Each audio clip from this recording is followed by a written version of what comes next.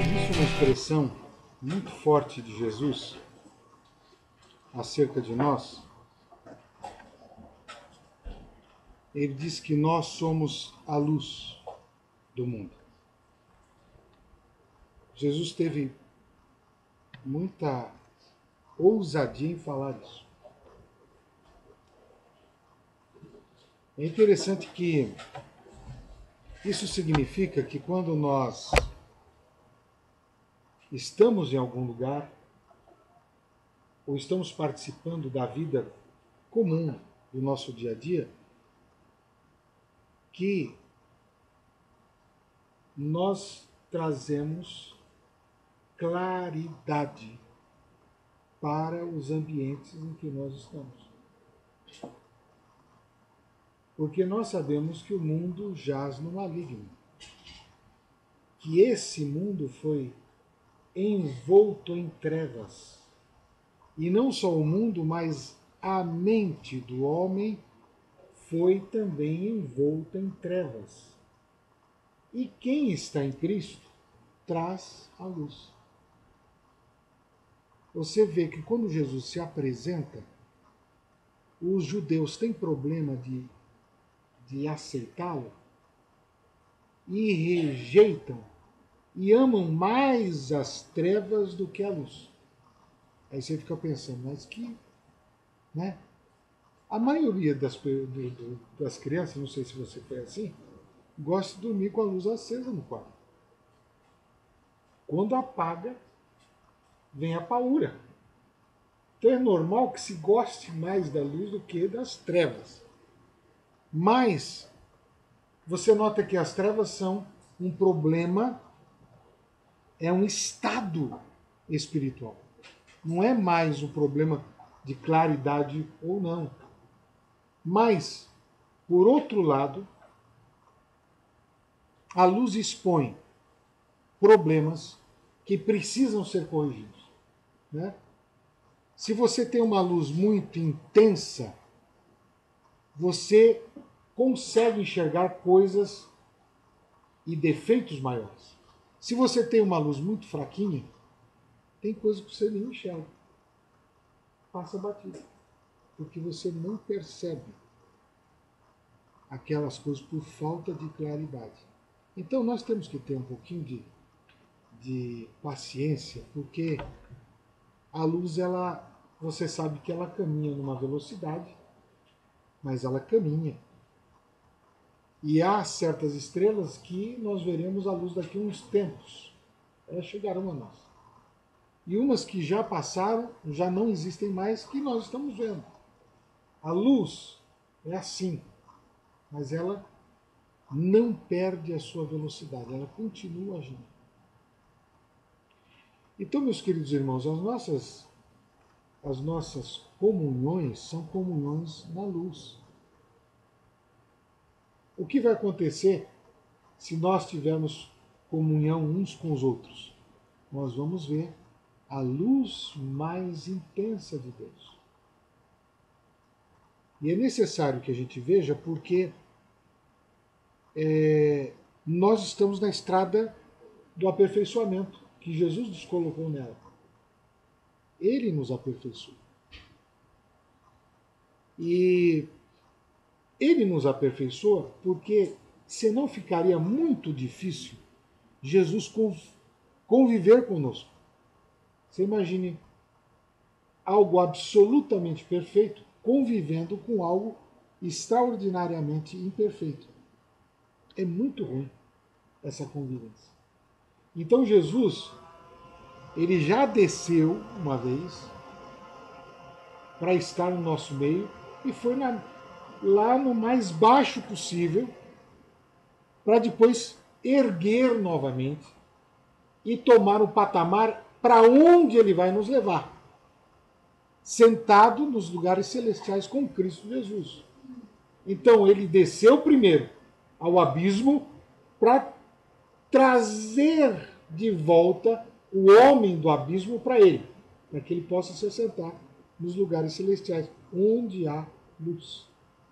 Os lugares celestiais são lugares de luz. o império das trevas, o império da morte, o império maligno, ele jaz nas trevas. Então,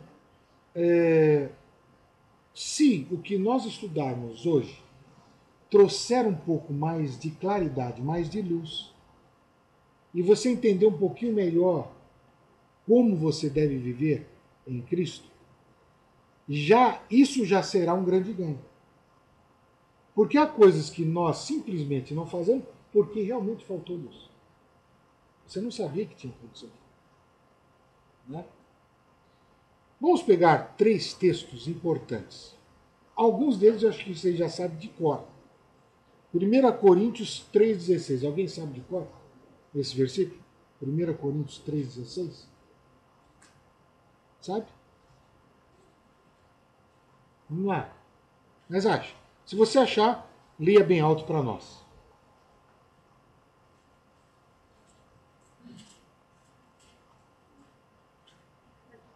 Pode ler.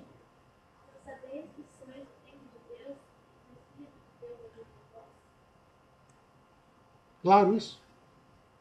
Né? Vós sois o templo de Deus. O entendimento disso é muito importante. Vamos ler 2 Coríntios 6,16. Olha como dá para guardar fácil. 1 Coríntios 3,16. Aí 2 Coríntios você multiplica por 2, 6,16. Tá? Leia. Pode? Que união tem o templo de Deus comigo. Nós somos templo de Deus vivo, como Deus disse que ficarei neles e andarei entre eles, serei seu Deus. Amém? Então presta atenção. O entendimento, a claridade desse assunto é importantíssimo. Por quê? Se nós somos o templo de Deus, ora já não somos qualquer coisa. Certo? E você sabe que só existem 2 tipos de templo. Um habitado por Deus e o outro que não é habitado por Deus.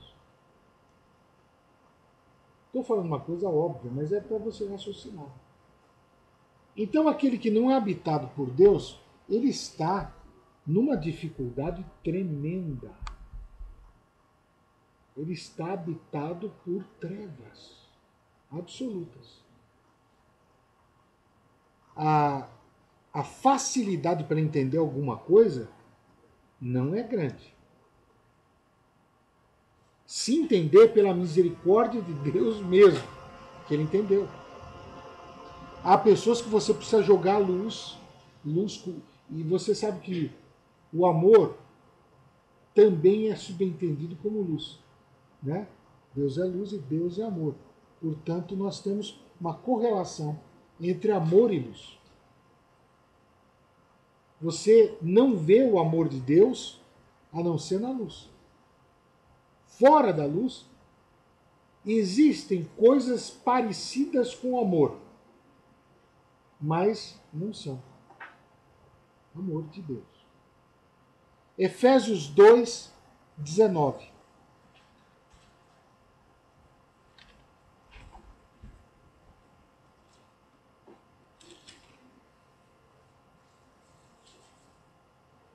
Pode? Portanto, não sois mais estranhos e forasteiros, como cidadãos santos e membros da família de Deus. Bem? Presta atenção nisso, porque quando você entende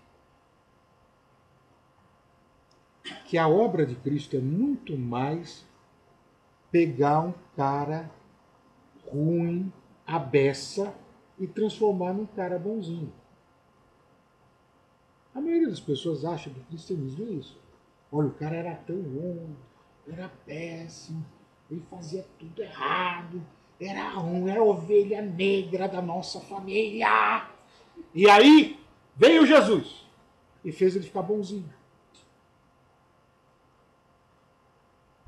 A obra de Cristo é muito mais profunda. A bondade de Cristo vai se manifestando na pessoa.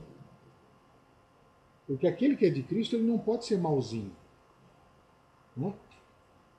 Tem alguma coisa errada se ele for mauzinho ou mauzão. Ele naturalmente vai transparecer a bondade de Cristo.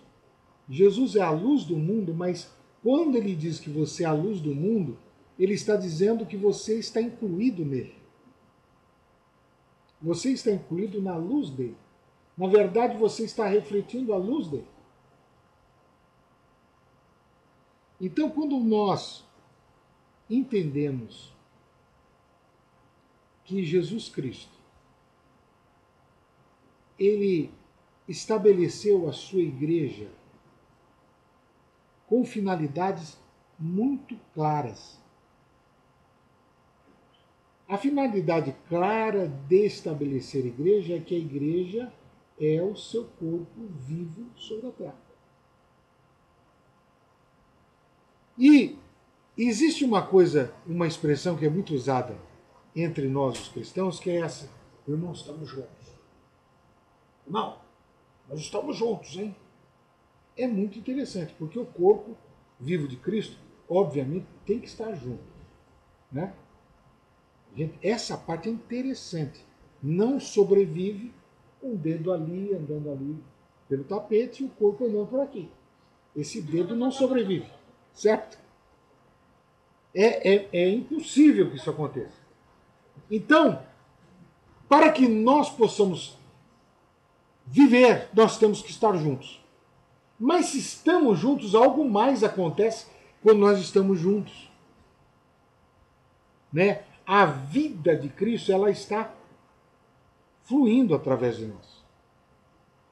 O fato da igreja estar estabelecida como corpo de Cristo significa que a vida de Cristo realmente passa por nós. Se alguém no mundo fora o corpo de Cristo quiser tocar na vida, tem que tocar em você. Isso que é muito sério. Jesus só tem um representante sobre a terra, a sua igreja. Não tem duas, nem milhares, ele tem só uma, a sua igreja, que é você. Vós sois o templo de Deus. Agora, quando eu tenho essa visão que eu sou a igreja, né? Às vezes dá a impressão que eu posso sobreviver sozinho. Se é aquele dedinho que está andando ali pelo... Né? Não, eu sou a igreja, eu comungo com Cristo, logo eu não preciso de ninguém. Eu vou ficar ali no meu cantinho, na benção total, porque aí não tenho que me complicar com a vida de ninguém. Ninguém vai fazer fofoca, eu também não vou ter vontade de fazer fofoca de ninguém. Eu estou sozinho. Por que Deus inventou a igreja individual? Porque é impossível que isso seja uma verdade quanto a corpo. Nós estamos juntos, irmãos. Sabe por quê? Porque também precisamos crescer juntos. Se nós não crescermos juntos, nós vamos ter um problema no corpo. O corpo com um braço maior, outro menor, né? Com uma perna pequenininha, outra grande. Nós precisamos crescer juntos. Nós estamos no corpo para o crescimento espiritual conjunto. Existe algo que eu ganho, que é a minha habilidade no corpo. Né? Habilidade de dedo é habilidade de dedo. Habilidade de nariz é habilidade de nariz. Cada um tem a sua utilidade no corpo. Porém, nós crescemos juntos. Você imagine o irmão chegando e você vê entrando meio metro de nariz, depois 2 metros de nariz, depois 4 metros de nariz. Está chegando o irmão. Corpinho desse tamanho, 4 metros de nariz. Na hora que ele respirar, todo mundo fica sem ar.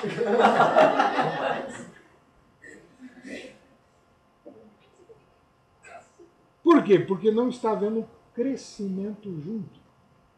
Não existe esse tipo de crescimento, né? Nem o tucano é assim. Mas nós temos que perceber que eu preciso do meu irmão que está do meu lado. Eu posso dizer assim, Maria, rogai por nós. Parece eu posso. Parece eu posso. Eu sei que ela vai orar por mim. Certo, Maria Eugênia? Eu posso falar isso para você. Eu preciso da Maria para crescer espiritualmente. Então, às vezes, nós não entendemos certas coisas do crescimento. As dificuldades que nós temos também são para crescimento. Você já viu aquele irmãozinho que dá problema? Mas é para o teu crescimento. Entende? Se você não exercitar bastante o seu bíceps, ele jamais vai chegar a 52. Jamais. Mas como essa turma trabalhou muito nisso, chegou lá. Ficou monumental. Vai ter que trabalhar outro braço também, para não ficar incomum, né? Isso eu estou dizendo para vocês porque tudo que envolve o corpo de Cristo, que parece ser algo... Porque nós não queremos ter uma que dá trabalho. Né? Qual o sonho do pastor? Ter assim uma igreja de todo mundo trabalhando, todo mundo fazendo tudo certinho, né? Todo mundo caprichando, todo mundo uma santidade absoluta. Isso seria uma igreja ideal. Mas tem aquele que liga de madrugada, aquele que te pega no pé na entrada, na saída, daquele que fica te perguntando. Mas para quê? Para você poder crescer. É a maneira da vida passar por você. São as dificuldades de ajuste mesmo. Às vezes você está lá com um problema no pé, você vê um movimento da perna toda, né? Fazendo tudo um exercício, aí o pé volta no lugar. Mas todo mundo tem que trabalhar para aquele pezinho voltar para o lugar. Então, o joelho, né, Daniel? Voltar para o lugar. Então, fazer uma ginástica, fazer um toque, voltou. Pronto. Está no lugar, posso andar. E o que acontece, irmãos? Na verdade, a gente gosta de taxar os irmãos. Né? E lá vem o dedo indicador. Aí todo mundo sabe, né? Quem é esse dedo indicador? Sempre está na nossa cara. Fazer o quê? Mas ele é o dedo indicador. Tem a sua função no corpo de Cristo. E eu preciso dele para crescer. Ele vai apontar um monte de coisas que às vezes eu não estou fazendo certo. E talvez vai reclamar das coisas que eu estou fazendo certo, mas está lá. É o dedo indicador muito importante por quê? Então você veja que quando você tem claridade por isso, por que nós estamos juntos aqui, irmãos? Porque precisamos crescer juntos.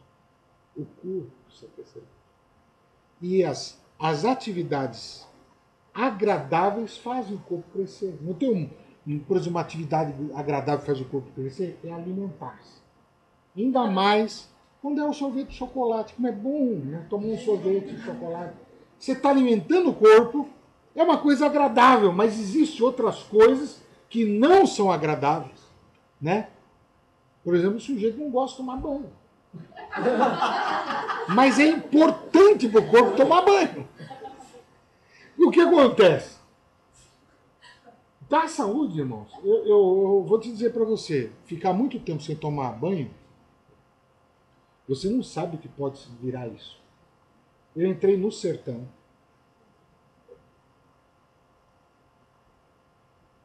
E não chovia 5 anos naquele lugar. E eu não sabia que ia ficar 10 dias dentro de um lugar que não tinha água. Nós que estamos acostumados a tomar banho todo dia, começamos a ter um problema. Porque você sabe que nós convivemos aqui, essa pele convive com um monte de bactéria. Né? E quando você toma um banhinho, essas bactérias diminuem. Quando você deixa de tomar banho, elas aumentam.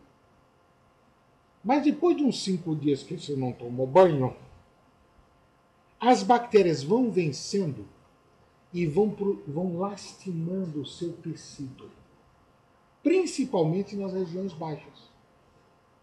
Você vai começando a deteriorar. Aí vem coceira, vem febre, vem um monte de coisas que vão acontecendo. Eu pensei que ia morrer.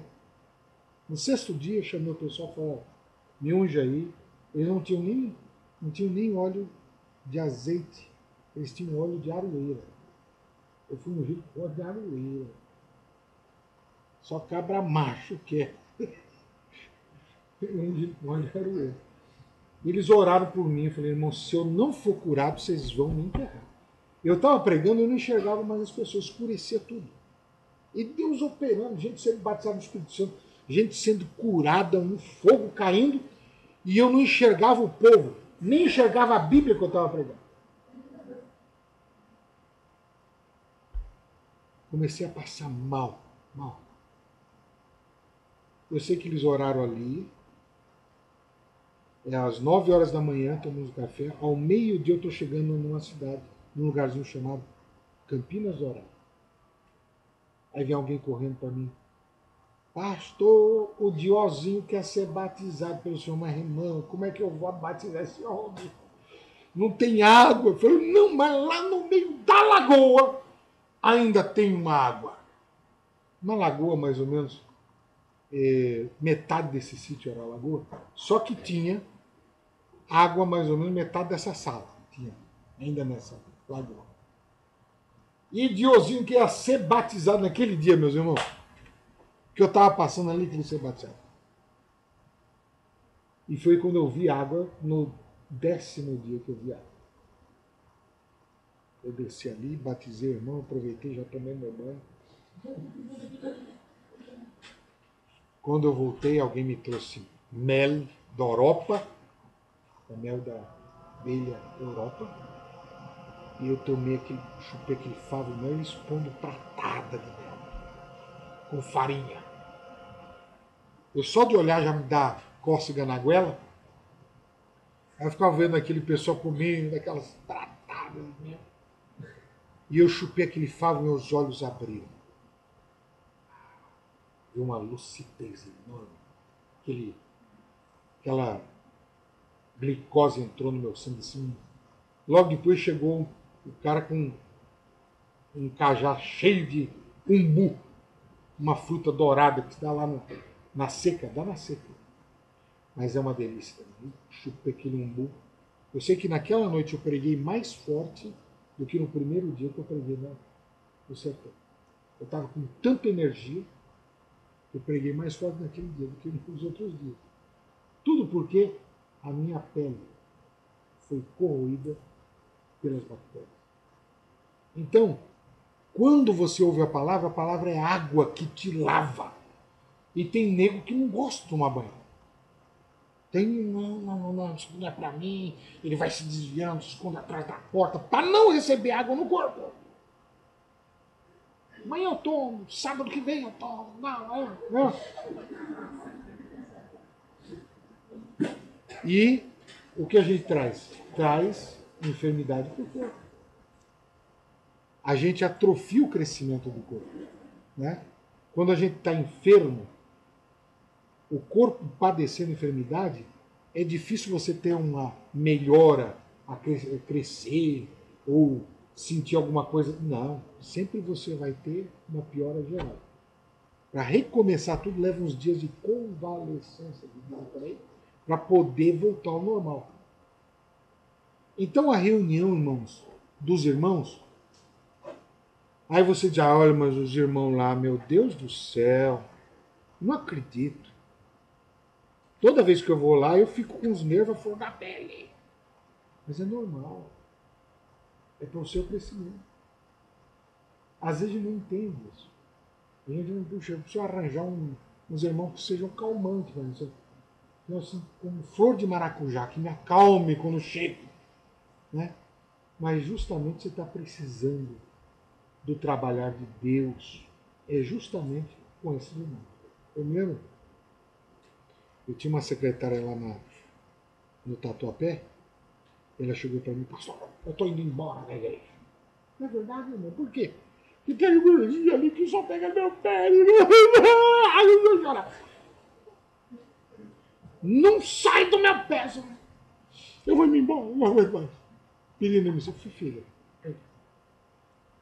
nessa parte da sua vida, você está indo bem nas outras áreas da sua vida? Nessa parte você tirou 0 hoje. Então, enquanto você não tirar uma média razoável, vão aparecer pessoas desse tipo para justamente você, ao ser contrariado, ter uma boa reação. Queridos, veja como Jesus reagia diante das contradições.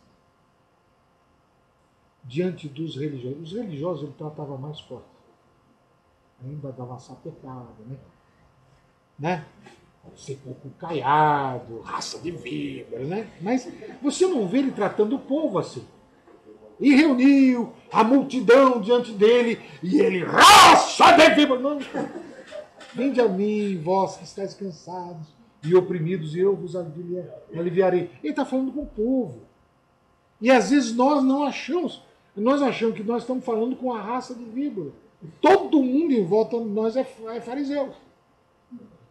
Essa raça já acabou faz tempo, mas tem uns filhotes por aí, não vamos dizer que não.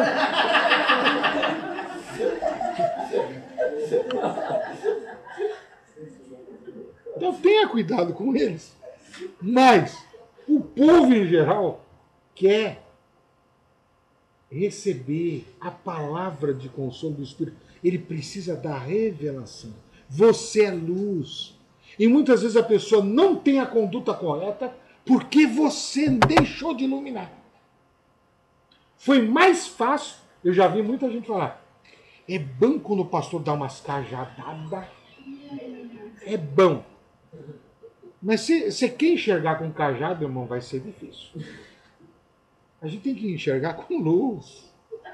A não ser que você pegue aquele cajado, põe uma estopa na ponta, meta fogo, aí você tem luz.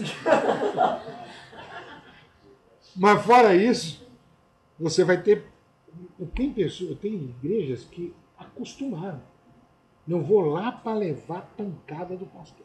Muito bom.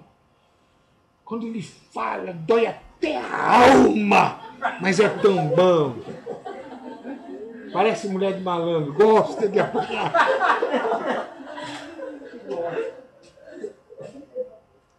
Mas nós precisamos esclarecer as pessoas. A pessoa que está ao seu lado, o seu professor, os alunos que estão à sua volta, quem trabalha com você está nas trevas e ele precisa de uma luz. A luz no fundo do túnel pode ser você. Pode ser você. De repente ele olha e vê você chegando. A luz de Cristo vai tocar aquela vida. Por isso, não deixe os seus sentidos se obscurecerem, ficarem turvos. O pecado torna a nossa mente turva. As confusões tornam a nossa mente turva. Você sabe que o nosso Deus, primeiro, não é um Deus de confusão e nem um Deus de trevas. Né? A grande contestação que a gente fala, não, Deus não anda em trevas, não pode estar nas trevas. É a grande contestação que a gente usa. E nós também não. Você entende? O nosso Pai não anda em trevas, nós também não. Vamos aproveitar que ele é luz e dar umas... Não, anda na luz. Se nós andarmos na luz, como ele na luz está, temos comunhão uns com os outros. E o sangue de Cristo nos purifica de todo pecado. Isso significa que a comunhão ajuda à purificação do corpo. Irmãos, como é que eu vou treinar? Né? Quando a gente entra numa academia, a gente tem que... Chega uma hora, você vai fazer, né? Como é que faz o golpe e tal, ou como você faz aquela ginástica. Você aprende. Mas chega uma hora que você tem que testar em pessoas. Tem jeito. Agora, para você ser um campeão, certamente você vai ter algum risco no rosto, alguma orelha machucada, vai ter algum problema. Porque você treinou com pessoas.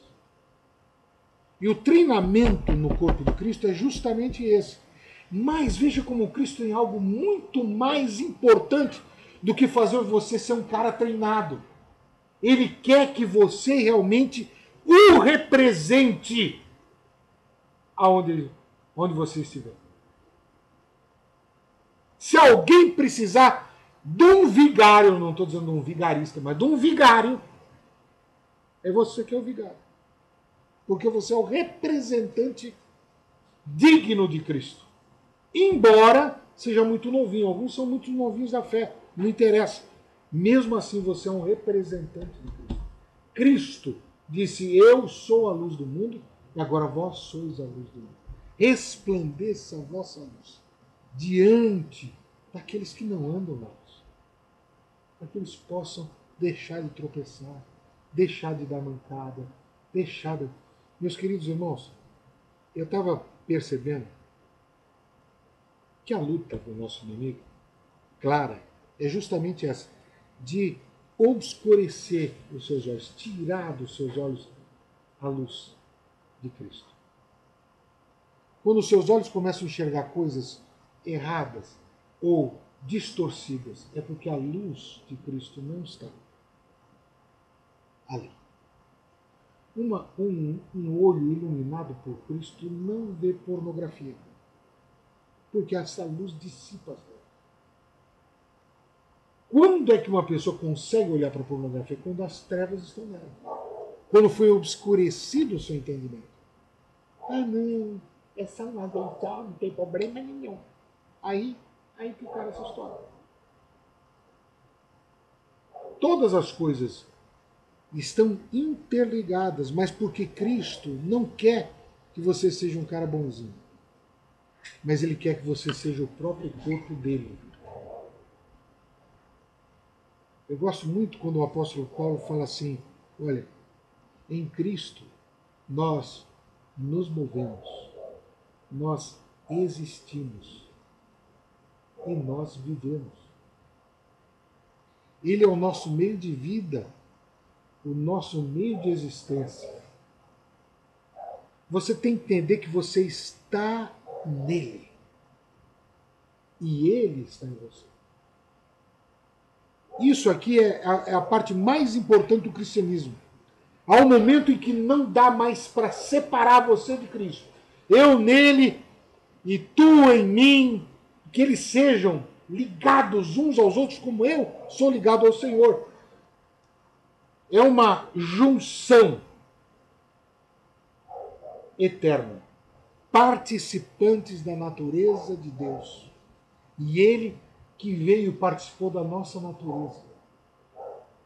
Para entender a nossa natureza, para que nós pudéssemos entender a natureza do Pai. Então, como corpo de Cristo, nós temos que estar juntos. Como corpo de Cristo, nós temos que crescer juntos. Como corpo de Cristo, nós temos que iluminar juntos. Por isso que não se pega uma vela e se esconde debaixo da mesa. Aonde você coloca essa vela? No velador, no lugar mais alto. E Jesus disse, quando eu for crucificado, todos eu atrairei a mim. Quando a luz for colocada no lugar mais alto, o lugar mais alto que um homem pode estar, é estar crucificado com Cristo. Está identificado na sua morte, para que na sua ressurreição também possamos estar. Não existe ressurreição sem morte. Eu não posso dizer que já estou ressuscitado se eu não morri. Não ressuscitou. Você nem morreu, como é que você está ressuscitado? Né? Então, para sermos... O caminho é a cruz, não tem jeito. Eu tenho que me identificar com a morte de Cristo. Ser sepultado com Cristo pelo batismo e tenho que ressuscitar. Ser reerguido em Cristo. com Cristo. É tudo com Cristo. Eu deixei de ser eu mesmo para ser tudo em Cristo. Cristo é tudo em nós. Essa claridade, primeiro, eu vou ter mais cuidado em tratar quem está perto de mim. Com essa claridade. Com muito mais amor e muito mais carinho. Porque aquilo, eu estava onde falando sobre um pé perseguindo outro pé. Acho que foi um outro lugar que eu não é aqui. Foi no acampamento, né? É. Mas teve um outro lugar também que as pessoas estavam rindo demais porque um pé estava chutando o outro. Mas é um absurdo. Né? As perseguições na igreja, elas têm uma explicação assim tão santa, né? Não, mas aquele irmão está mal intencionado. Então nós temos que persegui-lo, temos que caçá-lo. Mas esse não é o Espírito de Cristo. Né? Isso é uma aberração. Então, como corpo de Cristo, irmãos, primeiro, tudo que é corpo é corpo. Não importa se o irmão é de uma placa. Não tem problema. Se é irmão em Cristo, é irmão. Nós temos que ter essa consciência, porque quem nos uniu não foi o homem. Não foi a igreja. Quem nos uniu foi o Espírito Santo. Quem nos coloca nessa unidade é o Espírito Santo. Se fosse invenção de homem, estava fácil a gente fazer do jeito que está sendo feito por aí. Mas na realidade, como não é invenção do homem, é obra do Espírito Santo, a gente pode deduzir que a obra que está por aí não é do Espírito Santo. Ela tem perseguição, destruição e caçar pessoas, literalmente. Tem alguma coisa errada. Porque quando os discípulos estavam ouvindo aquela parábola do joio e do trigo, a vontade era já arrancar o joio, entendeu? Acabar logo com esse negócio. E a resposta, vamos esperar o tempo da colheita. Vamos esperar. No tempo da colheita, nós saberemos quem realmente é. Ah, mas e se o irmão não for? Já pensou? Mas o problema é se ele for. E aí? Você já julgou. Nós temos que entender as diferenças dos irmãos com a ótica do Espírito Santo, sabendo que todos são muito importantes. Muito importantes. Né? O diálogo que Paulo coloca, né? Dizendo, olha, porque eu não sou pé, eu não sou do corpo, eu filho do pai. Eu queria ser o pé. Não adianta. O Espírito Santo coloca cada um onde ele quer. Ele colocou você lá, você vai trabalhar lá. Porque lá você vai crescer, lá a vida de Cristo vai passar e você já não é você mesmo. Você é Cristo sobre a terra. Você é o corpo vivo de Cristo sobre a terra. Então, realmente indo por esse caminho, nós temos aquela ideia de que o incorruptível absorveu aquilo que era corruptível. Cristo nos absorveu nele. E agora nós somos o seu corpo vivo. Queridos irmãos, resplandeça a tua luz. Deixa a tua luz brilhar. Aonde você estiver, há pessoas cegas, totalmente cegas, e essas precisam, às vezes, de um fósforo aceso, não precisa mais nada que isso, para tirá-la do caminho ruim. Tem gente que precisa daquela lâmpada de bombeiro para sair do lugar. Tem uns que você tem que pôr aquela lâmpada a igreja com toda a sua glória ali. Pum! O cara sai do caminho errado. Mas tem gente que você pegar um fósforo assim, a pessoa sai. Uma luzinha pequena. Queridos, nós temos que ter mais compaixão. Porque se a gente vê as pessoas pecando, indo para o erro, e não fizeram nada, o Kate Green, um cantor da minha época, se vocês quiserem fuçar isso na internet, tem todas as músicas dele, mas ele fala assim: nós somos o único povo que acha-se no direito de dormir na luz. Numa das pregações dele. Então, que o povo está muito calmo.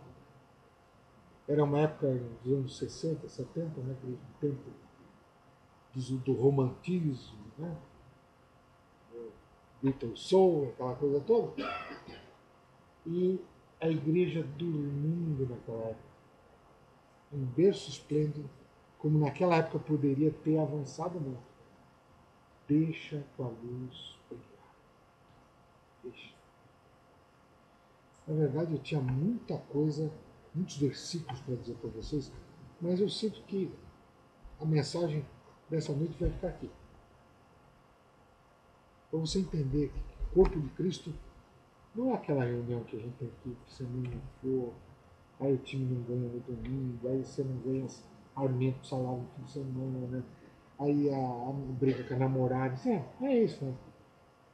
É porque Deus quer te usar magnificamente, excelentemente, como corpo vivo sobre a terra.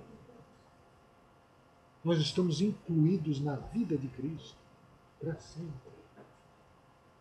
E aonde você estiver, as pessoas vão, nossa, que claridade.